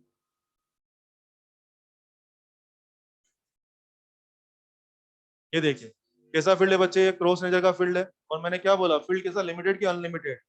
इसका मतलब क्या हो गया, दूर दूर तक फील्ड फैला हुआ है, फील्ड की कोई कमी मेरे पास नहीं है, दूर दूर तक माहौल बना हुआ है। ठीक है, हम इस माहौल में एक चार्ज पार्टिकल को फेंकने जा रहे हैं, उसके पाथ की बात करने जा रहे हैं। और हाँ, चार्ज पार्टिकल को फेंकने के दो विचार हो सकते थे। पहला विचार कि मैं फील्ड के बाहर से उसको फील्ड में फेंकता, और दूसरा विचार कि मैं फील्ड के अंदर से उसको प्रोजेक्ट करूं। मैंने क्या लिखा है आपको, चार्ज को मैं कहां से प्रोजेक्ट कर रहा हूँ, बाहर से कि अंदर से? चार्ज को मैं फील्ड में से ही रिलीज कर रहा हूँ। तो आओ जरा देखते हैं क्या होने वाला है। चलो, ये देखिए, मैंने यहाँ से चार्ज पार्टिकल को रिलीज कर दिया। ये देखिए, यहाँ से रिलीज कर दिया, प्लस क्यू चार्ज, मास एम, और मान लीजिए वेलोसिटी से उसको फेंक दिया। बोलिए प्रोजेक्शन कहां से किया है, फील्ड के बाहर से या फील्ड के अंदर से? अब आराम से मेरी बातों को ध्यान से सुने, ये बढ़िया है। तो बोलिए फोर्स कहाँ लगेगा, इस तरफ लगेगा। तो पार्टिकल की वेलोसिटी, वो तेरा लेफ्ट हैंड है जो तू घुमा रहा है, अबे घनश्याम, मैंने बोला था राइट हैंड बोले तो राइट हैंड। आप किस हाथ से क्या क्या काम करते हैं मुझे नहीं सुनना है, सुन लिया आपने? हाँ ऑफ कोर्स, मुझे नहीं जानना आपको ये काम किससे करना है, राइट हैंड से, ठीक है। और ऐसी गलती हो जाती, मैंने उस दिन भी बोला था, अक्सर अपने राइट हैंड में पेन होता है ना, कई बार हम लोग क्या उल्टे हाथ से डायरेक्शन निकालना शुरू कर देते हैं, ऐसा किससे भी हो सकता है। अलर्ट रहें, गलती नहीं होनी चाहिए। सुनो बे, वेलोसिटी क्या बोल रहा है इसको, सीधा चल, और फोर्स क्या बोला, इधर चल। बोलो सीधा जाएगा, ये मुड़ेगा, मुड़ेगा। अब ध्यान दें, मुड़ मुड़ के मुड़ मुड़ के मुड़ मुड़ के मुड़ मुड़ के मुड़ मुड़ के मुड़ मुड़ के मुड़ मुड़ के क्या कर दिया, मुड़ मुड़ के, अधूरा चक्कर की पूरा चक्कर। यस, मुद्दा आज एंटी क्लॉकवाइज का नहीं है, एंटी क्लॉकवाइज घूमा, मुझे उसमें इंटरेस्ट नहीं है। कमान, क्या कर दिया, अधूरा चक्कर की पूरा चक्कर, पूरा चक्कर। Make sure this is the only case when we are getting full circle. इसके बाद में जितनी फोटो बनाऊंगा आप पाएंगे कभी भी पूरा चक्कर नहीं पड़ने वाला, यही एकमात्र सीन है जब आपको पूरा चक्कर मिल रहा है। और पूरा चक्कर मेरे कहने से नहीं मिल रहा, उसका लॉजिक है आपके पास, मैं बताता हूँ क्या लॉजिक है, सुनिए।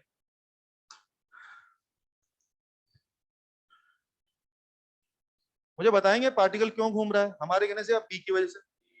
क्या मैं बोलूं बी इसको गाइड कर रहा है घूमने के लिए? मैं थोड़ा देसी लैंग्वेज बोल रहा हूँ, बी इसको घूमने के लिए गाइड कर रहा है। तो मुझे लगता है जहां जहां मेरा चार्ज होगा, अगर वहां गाइड अवेलेबल होगा तो उसको घूमने का गाइडेंस मिल जाएगा। और अगर बी मिसिंग हुआ तो गाइडेंस नहीं मिलेगा, तो फिर वो घूम नहीं पाएगा। मानते हैं हम इस बात को? आइए, मैंने जहां पार्टिकल को छोड़ा, क्या वहां पे गाइड अवेलेबल था? गाइड मतलब बी, क्या वहां बी अवेलेबल था? तो उसने हमें गाइडेंस दिया, मेरा पार्टिकल मुड़ के अगले कदम पे आ गया। जब मेरा पार्टिकल अगले कदम पे आया, क्या वहां गाइडेंस मिसिंग था या वहां भी गाइडेंस था?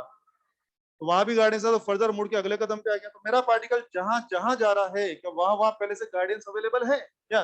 उसको हर कदम पे गाइडेंस मिलता गया, मिलता गया, मिलता गया, तो वो भी रुका नहीं। हर कदम पे उसको गाइडेंस मिलता गया, तो वो भी मुड़ गया, मुड़ता गया। एक कदम से मुड़ के दूसरे कदम पे आ गया, दूसरे कदम पे भी गाइडेंस मिला, तो फिर मुड़ के अगले कदम पे आ गया।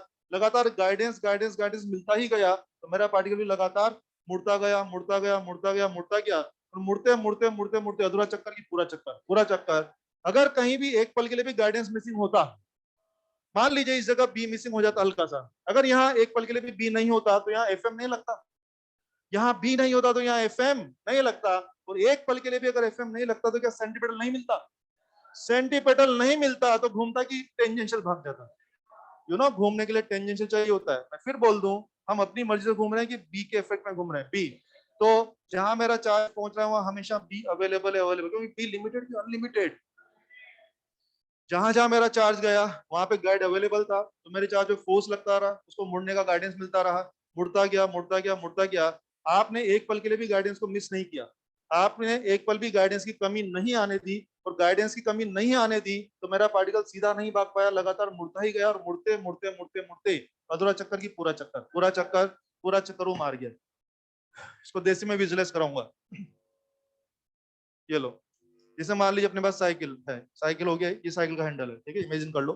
मेरे पास साइकिल है, मैं यूं खड़ा हूँ, साइकिल का हैंडल यूं, मैं साइकिल को पीछे धक्का मारूंगा तो क्या होगा, साइकिल सीधा जाएगा, हैंडल सीधा है। अब मैं क्या कर रहा हूँ, साइकिल को थोड़ा सा ऐसा कर लिया, हैंडल को यूं कर लिया। अब ईमानदारी से बताओ, साइकिल का हैंडल मैंने अपनी तरफ कर लिया है, मैं साइकिल को धक्का मार रहा हूँ, बोली साइकिल सीधे जाएगी या मुड़ेगी?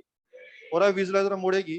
अब साइकिल पीछे मुड़ रही है, मुड़ रही है, साइकिल सर्कुलर मोशन कर रही है, अगर एक पल के लिए भी हैंडल सीधा हो गया तो सर्कल बनेगा कि बिगड़ जाएगा? बिगड़ जाएगा, बोला आपने। तो यार मेरे को डाउट है, सर्कल बिगड़ सकता है, तो मैं क्या कर रहा हूँ, सुनो।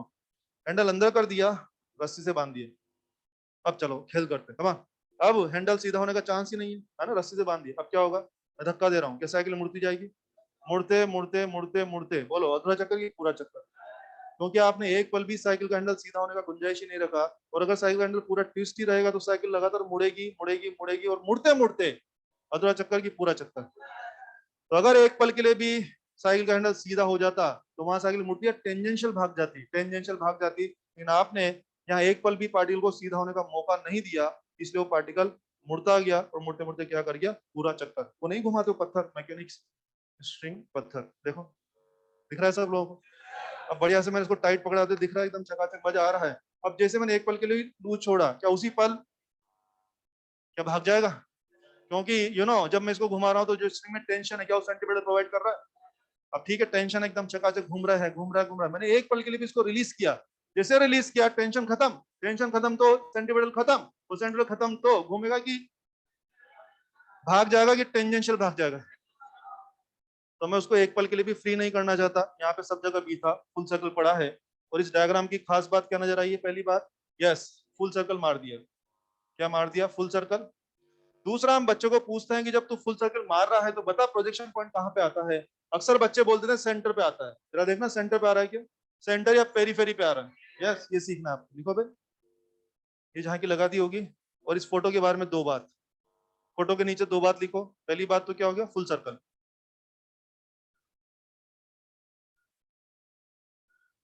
फुल चक्कर। दूसरा लिख दो कि projection point lies on periphery, projection point lies on periphery. सहमत है मेरी बात से?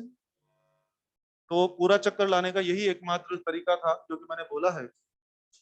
मुझे 8-10 फोटो और बताने हैं आप लोगों को, पर टाइम हो गया अभी, बजी घंटी बजी है। चलिए कोई बात नहीं, अपने अगले लेक्चर में भी अपन इसके बारे में पूरा डिस्कस करेंगे, और 8-10 जहाँ क्या देखने के बाद वो अच्छे से कंक्लूजन निकालेंगे, कंक्लूजन भी निकालेंगे, सवाल भी करेंगे। कुछ अच्छे सवाल आईआईटीज में आए वो करेंगे अपन अगली क्लास में। धन्यवाद, थैंक यू, बहुत बढ़िया। हाँ प्लीज प्लीज, हाँ बोलें। किसी फील्ड में बाउंड्री है नहीं, अभी वो सब आने वाला है। मैं समझ गया तेरे मन में क्या है। मैं इतने फोटो बनाऊंगा तुम्हारे सारे सवाल का, नहीं नहीं, तो बोलो, मैं इतने फोटो बनाऊंगा आपके सारे सवाल खत्म हो जाएंगे, एक भी सवाल नहीं बचेगा, सब हो जाएगा। 8-10 झांकी आने वाली है, कल ये पूरा बोर्ड झांकियों से भर जाएगा ना ऐसा तो। कहाँ खोया हुआ है भाई आज? नहीं नहीं, कहीं तो खोया हुआ है। हाँ, मैं इधर बोर्ड पढ़ा रहा हूँ भाई, दीवार को देख रहा हूँ। अगर कोई व्यक्ति अकेले में बैठा बैठा दीवार की तरफ देख रहा हो तो मैं क्या पता लगता है उससे? हाँ, लगता है भाई कहीं चक्कर लगा रहा है आजकल। हाँ, संभालो अपने आप को। हाँ,